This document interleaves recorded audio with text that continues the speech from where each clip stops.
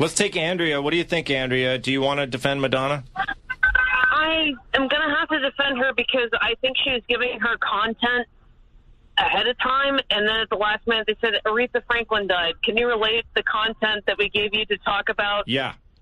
And relate it to Aretha Franklin? She said, yeah, sure, I'll wing it, and then realized I probably can't do it, but I've already committed to it. I just got to make it up as I go along. Yeah. And she said, I wasn't asked to come here and do a tribute to Aretha. I was asked to come and talk about myself. She did as well as she could, and I think you believe her defense of it. I just think it's sad that it happened that way. What about Kevin Hart? He's getting grief from Trump supporters. Kevin Hart, he is a mass appeal artist. Sure. A lot of people, conservatives, liberals, they love him. They go to see his big stadium shows, and he's always been that way. He's been getting grief from people like Kathy Griffin. Oh, why isn't he more outspoken against Trump? Well, he did a jab, suck at Trump and a kneeling joke, and he's getting facing boycott threats. What do you think, Joe? I think it's going to hurt him, and he's only going to do 13 movies a year now.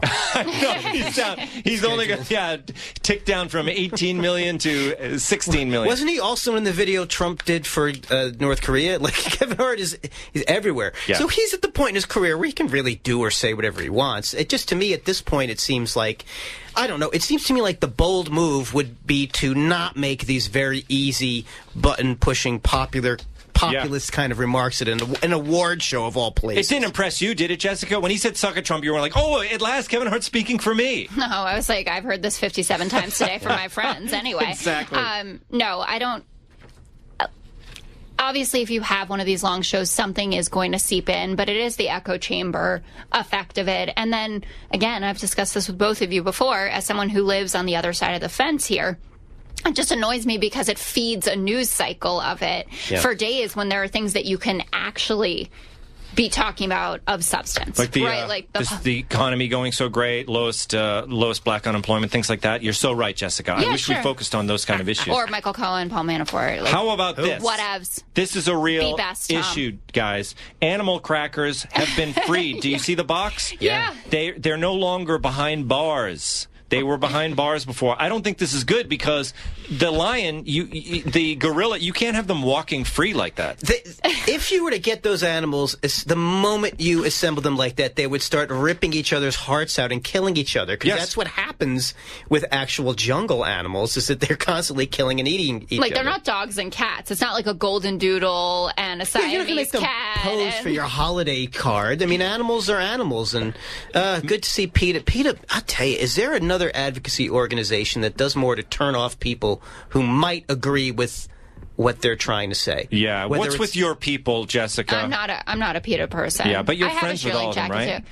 I mean, not really. I know that it's like fun or whatever for, the sake of the show to make it out like I live in a commune and I haven't bathed in a while and I haven't ever shaved my armpits. But alas, I'm just a normal New York City gal who happens to love Hillary Clinton. And what a bold departure for a normal New York City gal, by the way. But it's weird. So obviously this isn't like a statue of General Lee or something like that. But animal crackers, big part of my childhood, right? You had the little box and it has the strap and you could, like, it was part of your lunch. Did you know that it was a circus? Yeah, of course. Matt, you got to weigh in on this. My producer, the man has had more than his share of animal crackers. He never realized it had anything to do with Barnum's Circus. I was a chubby kid. So you didn't wait to look at the box? Never cared about the packaging. It said Barnum's Animals right on it there, Yeah, just ate the cookies. Didn't know what animals they were. I still ate the heads off, though, first. But other than that, yeah. Well, the funny thing is now... some circuses are problematic. They don't. The how thing they is, though, treat them. First of all, Barnum animals. closed because I was there on the last day, and they didn't even have. There's an elephant on the front of this. There was a lion in the circus that I saw. There wasn't any gorillas, and there wasn't any giraffes or zebras in the circus that I saw. So these aren't even an accurate representation of circus animals anymore. Well, just that one. But I think those exist. I mean, all over the world you can run into. I'll tell you what's a real crime. These are now made by the Mondelez. Yeah, Mondelez. Mondelez, is that what it's called? Mondelez. If you look at wheat thins, the box, I love wheat thins, right? So good. Yeah, regular wheat thins, 9.2 ounces per box. All the other flavors of wheat thins, same size box, same price, sometimes only 8 ounces. Wow. Same price. For the How did you figure this out, Joe? Because I was in the supermarket and I was thinking, should I get the low-fat ones or the regular ones? And I said, wait a minute. And if you get the gluten-free ones, it's like 3 ounces in the same box for the same price as the Well, gluten-free 9.2. people deserve to pay more. Wow, I didn't know you're a box reader, Joe. You read It's a scam. Yeah. Meanwhile, they got animals running around like a bunch of children. It's I'm trying to buy some Wheat Thins here, and they're taking me to the Wheat cleaners. Thins are very underrated snackage. They're really good. They're but you can eat the whole box, which which defeats the purpose of having like a light Wheat Thin snack. Oh, wait, I don't even know what you're talking about. You know, when you said Wheat Thins, I was thinking of Triscuits. Triscuits are very are good. also I think delicious. Wheat Thins I don't like them. They have with like a block of cheese. Yeah, I see. Yeah. Wheat Thins immediately turn into sugar in your mouth biologically.